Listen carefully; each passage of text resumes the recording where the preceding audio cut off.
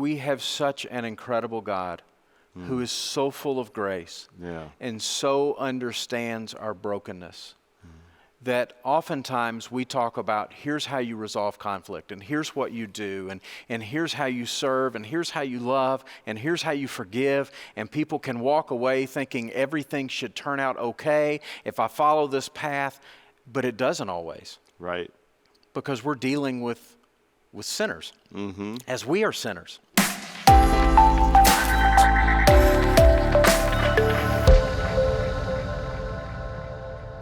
Welcome to episode 3 of the Good News Show, a ministry of the Bellevue Church, where we talk about how the gospel impacts everyday living. In today's episode, I talk with Tim Menser, discipleship pastor here at the church, about relationships, about relational conflicts, and how to work through those struggles. Enjoy the show. Well, Tim, welcome to the Good News Show. Been excited about this and our topic today, which is all about working through difficulties in relationships. Tim, you and I know, and we both talk about it a lot, is everything about life is relational. Absolutely. Absolutely, yeah. As ministers, we have people come to us continually, and when they do, they come very often with relational difficulties that they're trying to unravel, try to make sense of, whether it's at home or at work or in marriage or in relationships with children or grandchildren. There's always these relational issues. And I've asked you to come and be a part of the Good News Show today because on our staff, particularly in the last few years, one aspect of your pastoral work here has expanded. You have become you have some certification in Christian counseling. And you have been assuming a greater measure of counseling work on our staff. Right. And a lot lately in the last couple years, and particularly in the last 6 months. 6 months. Yeah. And so with that, I thought that your contribution to this topic could be really significant. And so I want to start us off by asking this question, and that is this.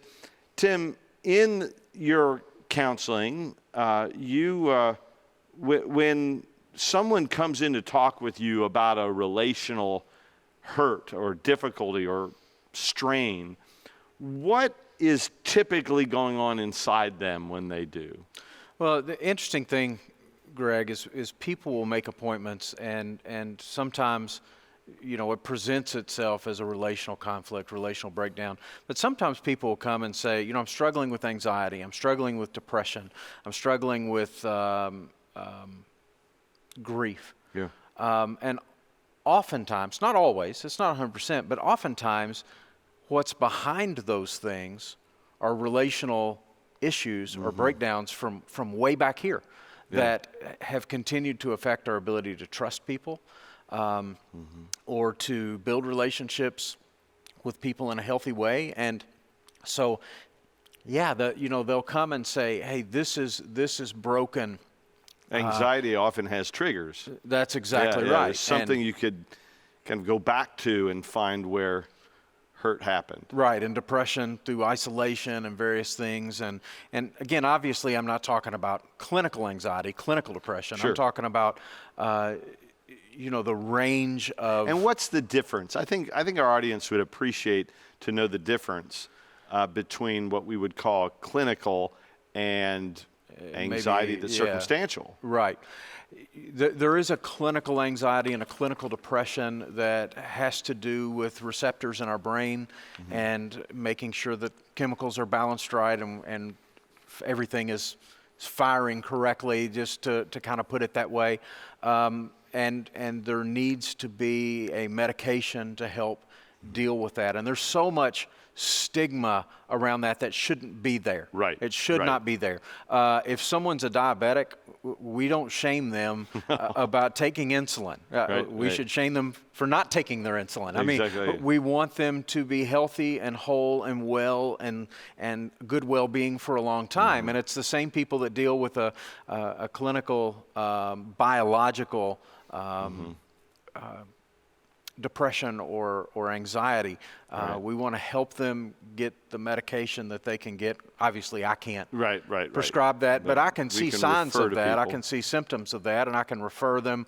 I generally like to refer them to a psychiatrist who specializes in that type of thing and can get them not just on a medication, but on the correct medication to deal with the issue that they have. And sometimes it's medication and lifestyle things and nutrition and a lot of other things as well. And counseling. And counseling, To correct. help them deal with it. Almost always it's and counseling. And counseling, Yeah, that's right. yeah. And so I will refer the clinical, the biological aspect of it, and oftentimes will continue to counsel with someone as they work through the issues. And, as they start getting well, it changes systems in their home and in their work environment, and they've got new things that they've got to work through because Right. everyone's accustomed to the dysfunction.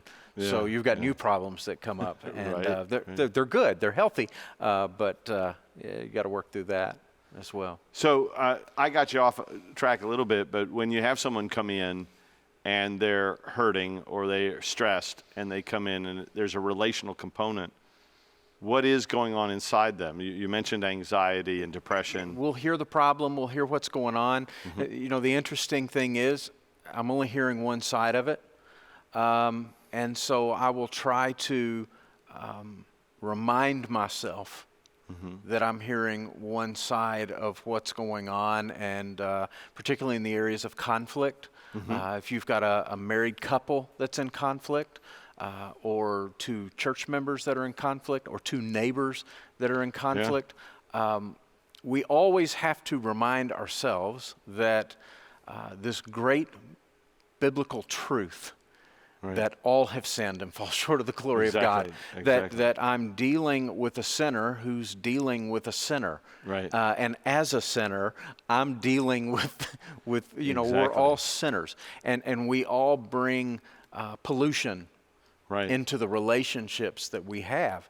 As much as we like to think we are the righteous one in the situation, we are not righteous. Now, I usually don't lead with that. I usually don't lead with, well, you're a dirty, rotten sinner too, But, you try to hear, you try to listen, you try to understand the feelings and the emotions that they're experiencing, and begin working through the process of forgiveness. A lot of times you can't necessarily fix what's been broken, but what you can do is you can move to a point that you can release them, where you're no longer holding them responsible for it. The other party that you're in conflict with. That's right. And it's this magical theological term that we call forgiveness. Yeah. You want to move them to a point of forgiving the other person. You also want to move them to a point that they can handle the issue with the other person in a way that hopefully brings reconciliation, not just forgiveness. I don't know if that's that makes what you're sense. asking. One of the things that, whenever you talk about forgiveness, forgiveness is something that people have a lot of struggle with. Right. And yet it is core to the gospel. It's core. It's core. And it is core to all relationships and conflict resolution. Without forgiveness, you will never be at peace with God, and you will never be at peace with people. It's just, but a lot of times people fail to realize what forgiveness is. A lot of times will tell people, forgiveness is not a magic word. You don't just say, well, I forgive you, and then poof, it's gone. It happens. Now, sometimes when something is very minor to us, we don't see something as a significant infraction to our spirit or soul, and we say to somebody, oh, I forgive you. And just saying that does the internal work in our minds and hearts that we feel differently about the person's released, and you move on and everything's fine, there's no root of bitterness. But if something is complex, if it's happened over a period of time, if there's something of a real betrayal that's occurred, just saying the words, I forgive you, isn't the magic tool. You actually have to figure out what happened to you. Right. You have to have the self-awareness of being able to say, how was I hurt? You have to have enough awareness of the circumstance to know who did what. Right. And then to be able to kind of count the cost of what happened to you, and then to assume that cost, because that's what forgiveness is. It's paying the price. Jesus forgave us on the cross, right, by paying the price of our sin. And we have to basically say, I accept this loss that this infraction had on my life. I accept it. I'm not at war with it anymore. I pay the price, and it's over now. But you got to know what that price is. And That's that right. takes, sometimes it takes a third party, a counselor or a good friend or somebody to bounce off things with, to help you even understand what happened to you, what it costs. It absolutely does. And Greg, there's even a step before that. When somebody comes into my office, one of the things I have to weigh is, are they coming to move past this? Are they coming looking for healing? Or are they coming looking to find someone to join their team? And that's difference. real. That's real. Yeah. And if you're wanting someone to get on your team, don't go to your pastor, don't go to your counselor. Go to your neighbor or your friend. We call that faction building, which, by the way, it's also a sin. But I would hope that pastors and counselors would be aware of that and what's going on, and is not going to jump on your team. But we have to recognize, advocate for your soul. That's exactly right. Right. But a lot of times, that's what we do. We fight sin with sin.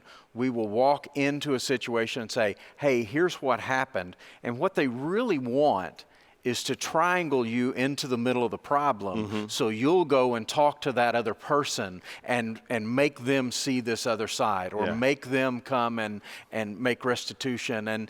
And as pastors and as counselors, that is absolutely not our job. Right. The majority of the time. And it usually creates more problems than it Now, solves. sometimes we can bring them both together into a room and lead to some reconciliation, but some other stuff has to happen in this person first. And so, yes, then once they're ready to move to a point of forgiveness, we use this really bad term called forgive and forget.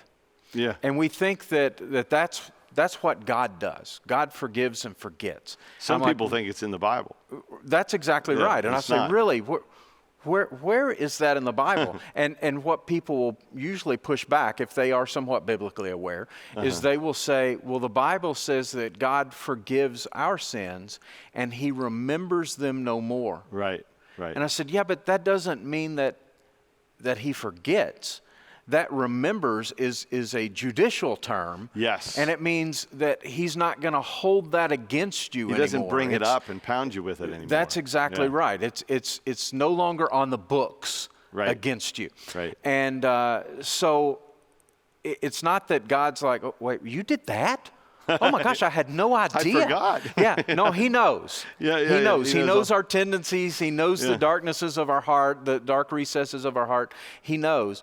And but he no longer holds it against us. It no longer has any impact on our relationship with him. Yeah. And that's really harder than forgetting. To remember, but yet not hold it against that person anymore. And a deep, deep wound, you're not going to just forget. And I tell people, you look at this as a curse, but really, it's a gift. It's a gift that God has given us the ability to remember where people have harmed us in the past, because it helps us learn, it helps us grow, it helps us gain wisdom, it helps us learn how to put boundaries in relationships so people won't hurt us again and again and again. Right. Well, let me take that a little further. How does the gospel impact a Christian's approach to relationships and working through conflict? Well, the gospel is the model that we have that shows us God's plan. God sent his son to die on the cross, to pay for our sins, to bring us back into relationship with him. Right. To reconcile the brokenness of that relationship. He sacrificed, he paid the price that he didn't owe in order to reconcile the relationship. And he calls us to love one another. Jesus, when he prayed for his disciples, and he prayed for those who would believe after him, in John, after the generation of the disciples, he said, Lord, I wish that they could be one with me as I am with you. But then he said also that they would be one with one another. Right. So there is this vertical component as well as a horizontal component Yes. of us modeling that type of forgiveness with one another, living out that example of Christ. And it's so much more than an example. I hate to make it anemic in saying example, but the example portion of it where we truly love and forgive one another. So we are to be living that out. And he gives us in Matthew 18 this process of how we are to walk that out. And in Matthew 18, very simply, Jesus says, if you realize somebody has something against you, and the interesting thing, you may not even have something against them. Yeah. But you realize somebody has something against you. He said, you go to that person and you work that out. Yeah. He doesn't say go to your neighbor. He doesn't say go to your friend. He doesn't say, let's see if other people have had this same experience. And there's so many ways we can clothe that and justify all those other conversations. But the Bible calls that faction building. Right. And it's a sin. It's right up there with stealing and murder and all of these other things that Paul lists, It generates gossip. It destroys relationships. It absolutely does. It creates slander. Yes, it does not advance understanding. That's exactly right. And it does not advance the gospel. No. At all. So you go to that person, and it says then if that doesn't work, you go and you get a mediator. It doesn't say go and convince somebody to be on your team and two of you gang up on him. Right. You go and get a mediator and say, let's sit down with this other person. Let's see if they can hear both of us and help us work through that. It's what we do in marriage counseling a lot of times. You've got a couple together and you've got a counselor who's a mediator and say, no, that's not what he said. What he said was this. No, she's not saying that. She's saying this. Oh, well, it felt like she was, okay, Right. You hear this is the way he's feeling when you say this. Yeah, So you can get a mediator in there to help in that process. And it says if that doesn't work, you take them to the church. And what that means is you don't bring them up here and say, this person has, you go to your church leaders and you say, hey, there is conflict here in the body. Can you help? Between me and this other person. Can you help? And then if that still doesn't resolve the issue with the problem, it says an interesting thing. It says treat them as you would a tax collector or a sinner. Interesting thing in that is how does Jesus treat tax collectors and sinners? He loves them. He serves them. Yeah. He reaches out to them because they are lost and they need the gospel. Sure. Now, he doesn't enter into deep, abiding relationships with them. I wouldn't say that you should make a contract or a covenant with that person, go into business with that person. Sure. But there's a concern there about their soul, and there's still a serving of them that happens. Because we think at that point, oh, we're scot-free, we don't have to do anything, they're done, that's gone. No, we still have an obligation to show them the love of Christ. Exactly. Even when they are so bitter toward you, you still have to, we're still called to serve them. Yeah. So. Yeah. What are some of the most common relational difficulties that you find as a pastor when people come to you? What are several of the categories of relational challenges that come up? Greg, let me give you an umbrella category. Because most of the time, it all has to do with a breakdown of communication. Somebody said something that they shouldn't have said in a moment of anger. Yeah. Or someone overheard someone say something that maybe they were joking, they didn't really mean.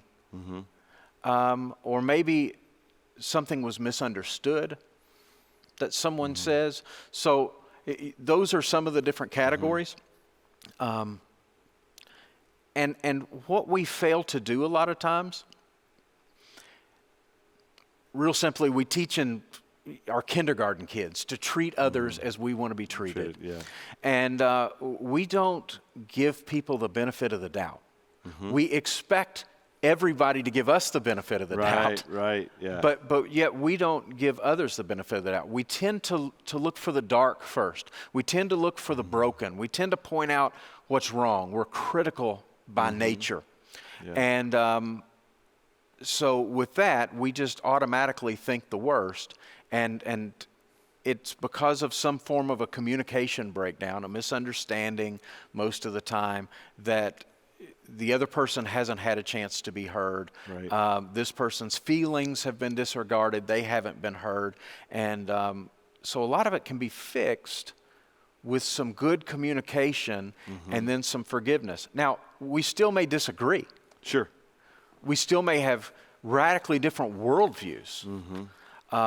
But we can still love one another, and we can still serve alongside one another. And that's where we want to help people move past, this one issue or two issues that there's been a misunderstanding. So much about relationships is really about self-awareness that is then leveraged to gain greater insight and awareness about someone else. Right. For instance, when I was taught the dynamics of communication, I learned that words are not but a part of that. There's words, there's tonality, there's body language, there's all these dimensions to our communication. But also, I learned that if you're really going to communicate effectively, you have to start with understanding yourself.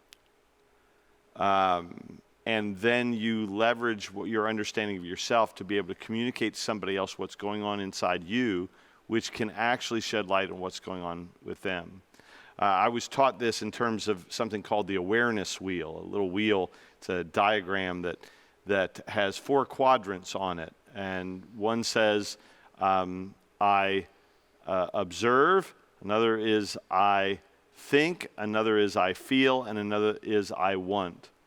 And that whenever we're in a conflict or some situation that is difficult or challenging in a relationship, we have some kind of reaction within ourselves. We get angry, we get frustrated, we get fearful, whatever happens within us. It's at those moments we need to stop and count to 10 and pause and start thinking, what's going on inside me? That's exactly and what right. do I observe? Yeah. And you start with, what do I observe? Well, I observe this about how this person's responding to me. And observing things is not, they're angry at me. No. An observation is to observe things that are verifiable facts. There's things that are not arguable. You look at that person and maybe they've just stomped their foot. Maybe they have a grimace on their face. You're concluding that they're angry and that they're angry at you and angry at something specific about you. But you don't know that. You just know they got a grimace on their face and they stomped their foot. So you observe that. You pause, you think about that. You say, I observe these things. And then I think they're mad at me because maybe I failed to do something that often they get mad at. And I may be right about that conclusion, but I don't know unless they can confirm it. So I observe, I think, I draw a conclusion. And then I feel, I have some reaction to it. Well, I'm feeling ashamed because if I really did do this, I'm feeling ashamed, maybe sad. And then the fourth thing that I have to analyze about myself is, what do I want? Well, golly, if I really did do something to him that made him mad, I want to apologize, or I want to explain myself or something like that. Well, just when I pause to go and analyze what I'm observing, what I'm thinking, what I'm feeling, and what I want out of the situation, that gives me language to be able to communicate to somebody and let them know what's on the inside of my heart. And just showing that, then they go, oh, I get him. Right. He's told me what he sees, what he's concluded, but he doesn't know whether it's true or not, how he feels about it, and what he wants out of the situation. I know him now. Right. Like I understand. And in those situations, defenses can a lot of times drop, and we can have this sense of this communication moment of understanding, and it gives the other person the ability to then be able to also go and say, well, let me tell you what's going on inside me. Right. You know. And sometimes it may have nothing to do about the situation. And sometimes what you're observing may not even be what they're feeling.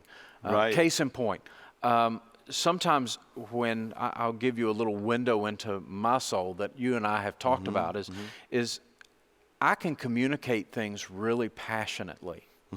And my wife had to learn this about me, because she would be like, why are you angry? And I'm like, oh my gosh, I'm not angry at all. I have no anger thought within me. I'm just, oh, okay, you're just passionate about this. And I thought, I was totally not self-aware about this at all, that I was looking like I was, amped up, angry about something, but I was just amped up, And so sometimes I'll be in a conversation with someone and I'll be talking about somebody, and Jill, if she's there, she'll say, let me just pause this right now. I need you to know Tim's not angry with you. He's not angry about this right now. He's just passionate. And I'm like, oh, yeah, let me put on my happy eyes and my, let me smile a little bit. And I just get excited about this. Or I'm passionate and maybe I have a righteous anger about something that's happening globally about this, but not at you. It's not a personal thing. That's one thing that I want to say in response to what you talked about. Another thing is you talked about hitting the pause button. And sometimes I'm learning, I've been practicing this for a long time, and I'm still learning to hit the pause button when I feel that anger reaction. Just recently, and I won't go into the details in this, but I became very angry in an interaction, and I felt my face flush. And I remember thinking in my mind, okay, Tim, what's going on inside you right now? Yeah. What is it about that made you angry? Right. Because it's somebody that I love. Yeah, it's somebody that I care for. Sure. But what is it about that just made me so angry? And when I do that, I'm able to separate the feeling and the reaction from the individual. Differentiate. Yeah. So I don't have to carry that individual into that anger and then be mad at them for something that was, just communicated, and know, well, okay, so this made me angry because, of some insecurities I have back here or some, and okay, so really he didn't mean anything by what was said. And so you're able to kind of process that, take a deep breath, and even if somebody did mean to hurt or insult, because that happens sometimes too. Yeah, sometimes it's still good to get that self-awareness, because then it helps you know, well, it slows you down enough to be able to give you the ability to choose how you're going to respond. That's exactly right. And to sometimes think about it. Yeah, sometimes we need to take a step back, take a deep breath, and not respond at all. The Bible instructs us not to give full vent to our anger.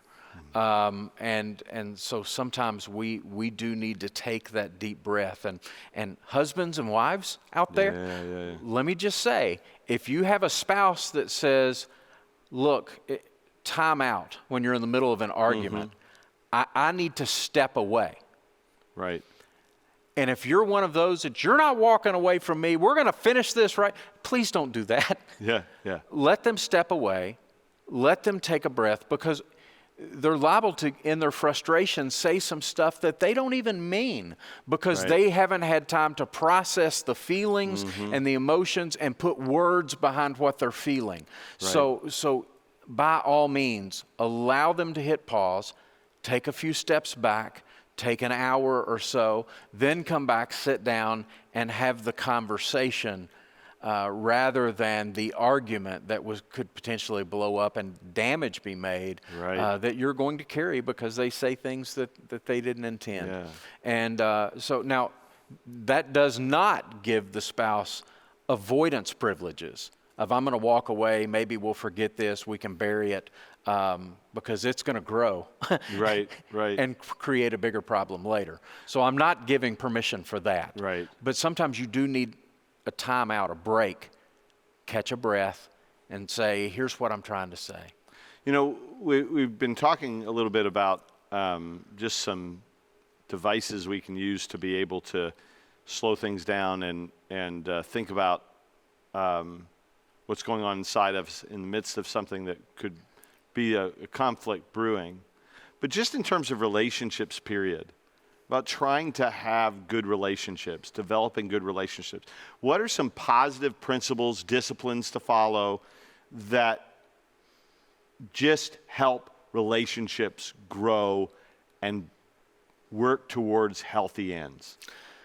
The first thing I think that a person needs to understand if they're going to have healthy relationships is boundaries. And it's the one that we often overlook. You have to be able to set healthy boundaries in relationships, whether it's with your spouse, whether it's with your kids, it's with your neighbor, it's with a coworker. You can't live your life with no margin in relationship. And what do you mean at by all. boundary? There are certain, if you do not set appropriate boundaries, one person can consume everything about you. Right. One person can begin to walk on you. One person can begin to manipulate you in various ways. You have to understand where that person ends and you begin. Self-differentiation. There has to be some self-differentiation there, and you have to be able to move in other relationships as well. You know, even a husband and wife couple, they can't be all consuming together all the time. I mean, Jill and I are one flesh. But I get up and go to work, and she doesn't come with me. Right, you know, right. there has to be some separation there, and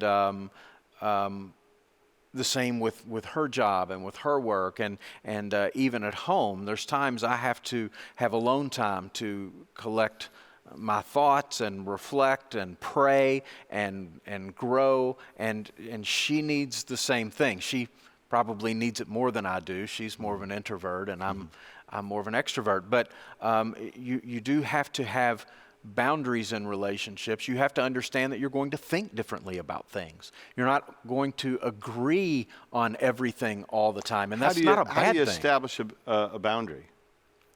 It takes good communication and good understanding, where you reach a point in the relationship, and this needs to happen before you're married, where you can say, hey, look, I need space and I need time here. Or, you know, I don't think I agree with you on that.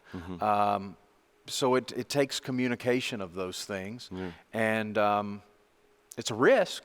It's always a risk when you do that. I think the magic word for all that is the word no. That's right. You have to be able to exert the courage to, first of all, to establish who you are and what you can do and what is your responsibility or what is your standard.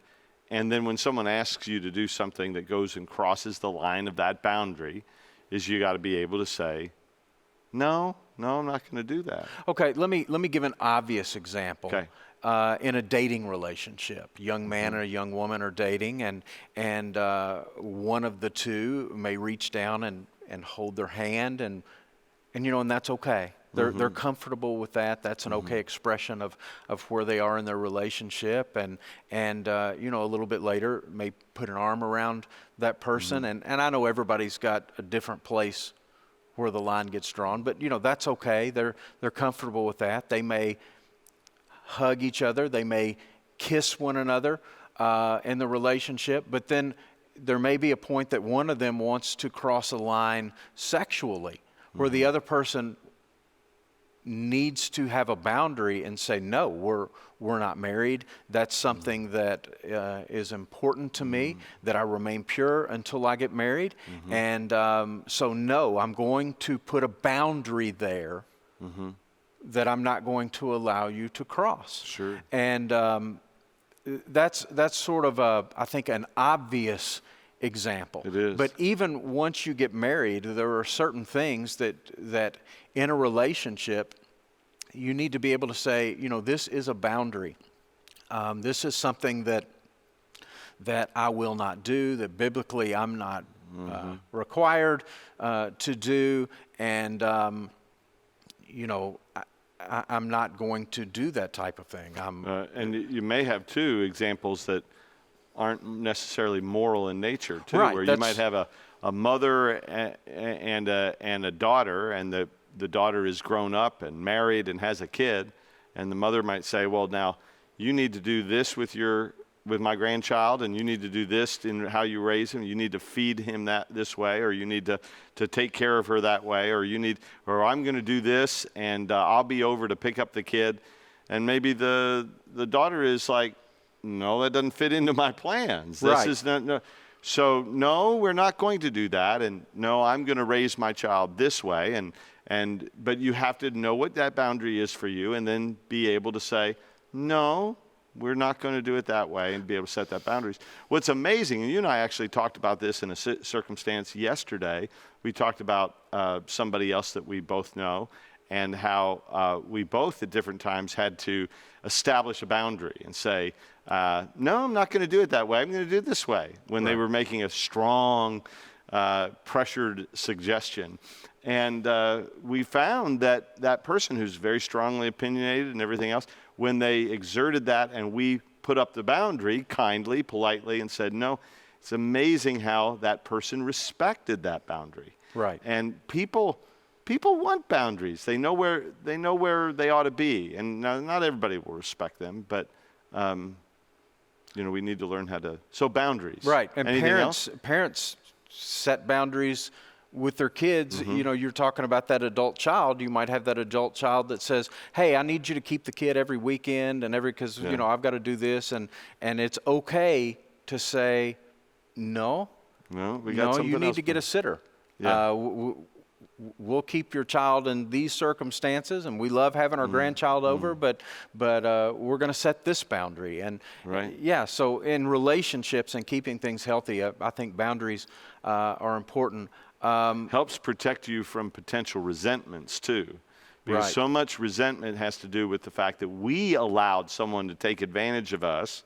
They may not have thought that they were taking advantage of us. Right. But we allowed something because we didn't have the courage to put up the boundary. And then we get resentful. And then we get resentful. And then we take it out on them. And then they think we're crazy. Like, why are you so bitter? And you get into this cycle. stinking cycle. Yeah.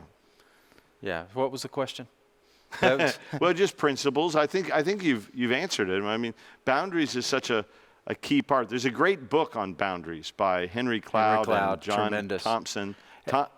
Townsend. Everybody should read it. Everybody should read it. And Yeah, because it have helps in you your library. identify those people that run over your boundaries, and then it kind of helps you realize where you run over other people's boundaries Right, too. right. And it's good. So that's Boundaries. We really recommend you to go Highly get that recommend. book, Boundaries by Cloud and Townsend. Right. And that's the book over the last 20-some years. That's probably the book that I have given away the most to people, is the book Boundaries.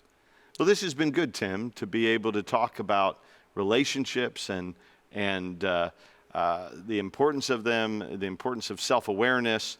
As we wrap this up, is there anything that you would want to say, just kind of final words about the importance of relationships and maybe some principles about relationships? I do, Greg.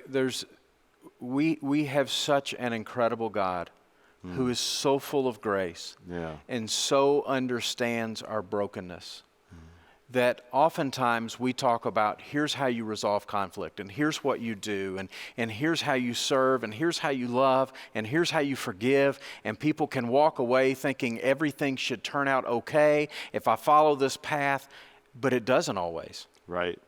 Because we're dealing with sinners, as we are sinners. And that's one of the things that is so great about God's grace. And In Romans chapter 12, verse 17, it says, repay no one evil for evil, but give thought to what is honorable in the sight of all. And I love this, verse 18, it says, if possible, so far as it depends on you, live peaceably with all. And what I love about that verse is there's so much grace in there, because so much as it depends on you, live at peace with all. And what that suggests is there's some people, it doesn't matter what you do. It doesn't matter how you love them, how you serve them, how much kindness you pour into it. Yeah. You just cannot live at peace with them. Right. Takes two people. Yeah. It really does. And you know what? It could be because of something from their past. It could be you remind them of someone. It could be that they have not appropriated forgiveness in their life appropriately, and therefore they're not going to offer forgiveness to you for some way you've harmed or injured them. And you just cannot live at peace with those folks. Yeah. And I love the grace that comes in that verse, in verse 18, because it says, as far as it's up to you, live at peace with all people. There's some people you cannot live at peace with. And with that, you forgive them, you release them, and you move on and live your life. Right. And you can do that freely. You can continue to pray for them. The Bible gives you instruction there. Don't repay evil for evil. Right. You know, forgive them. Let God take care of any type of punishment or anything like that, you know, that's going to come. Vengeance is not best served cold. Vengeance is best served by the Lord.